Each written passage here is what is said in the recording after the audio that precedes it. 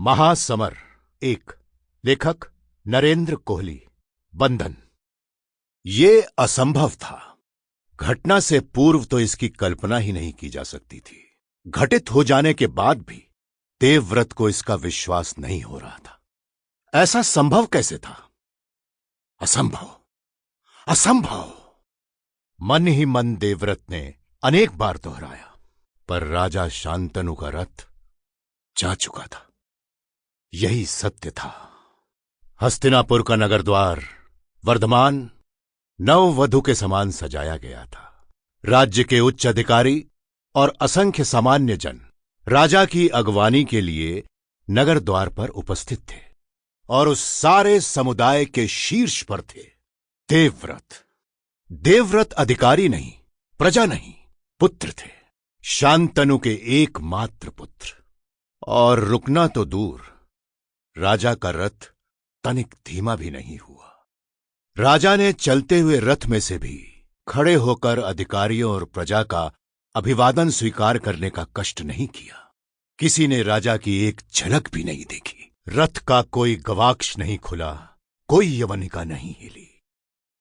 अहंकार, प्रजा की इतनी उपेक्षा। यही अहंकार राजवंशों को खा जाता है। प्रजा और अधिकारियों को भूल भी जाएं तो देवव्रत तो पुत्र हैं। राजा शांतनु उनके पिता हैं। पिता कैसे पिता हैं शांतनु? देवव्रत की आंखों के सामने अपना शैशव घूम गया। पिता को छोड़कर माता अलग हो गई थी। इस विलगाव के कारण उन दोनों में से किसको कितनी पीड़ा हुई, ये देवव्रत नहीं जानते, पर स्वयं अपनी पीड़ा को वे कभी नहीं भूल पाए। प्रत्येक बालक के माता पिता दोनों होते हैं। उनके माता पिता होकर भी नहीं थे। देवव्रत ने सदा यही पाया था कि न मां सहज थीं और न पिता। मां चाहती थी कि देवव्रत पिता के पास रहें, ताकि पुरुकुल के योग्य उनका लालन पालन हो। और पिता कुछ इतने उद्भ्रांत थे कि उन्हें ध्यान ही नहीं था कि उनका एक पुत्र भी है। पत्नी से वंचित होने की पीड़ा इतनी प्रबल थी कि उन्होंने कभी सोचा ही नहीं कि अपने एकमात्र पुत्र को वे कितना वंचित कर रहे हैं। देवव्रत का शैशव, बाल्यावस्था, किशोरावस्था, तरुणाई, वय के ये सारे खंड विभिन्न ऋषियों के साथ उनके आश्रमों के कठोर अनुशासन में कट गए। तपस्वी गुरुओं के कठोर अनुशासन से निबद्ध कर्तव्य मिश्रित स्नेह उन्हें बहुत मिला, किंतु माता पिता का सर्व क्षमाशील वात्सल्य। और तभी से देवव्रत के मन में परिवार, समाज और संसार को लेकर अनेक प्रश्न उठते रहे हैं। परिवार क्या है? पति पत्नी का परस्पर आकर्षण एक दूसरे को सम्मान और स्वतंत्रता देने में है, या अपने सुख के लिए अन्य प्राणी को अपनी इच्छाओं का दास बना लेने में? यदि दूसरे पक्ष के सुख के लिए स्वयं को खपा देना परिवार का आधार है, तो दूसरे पक्ष की कामना ही क्यों होती है?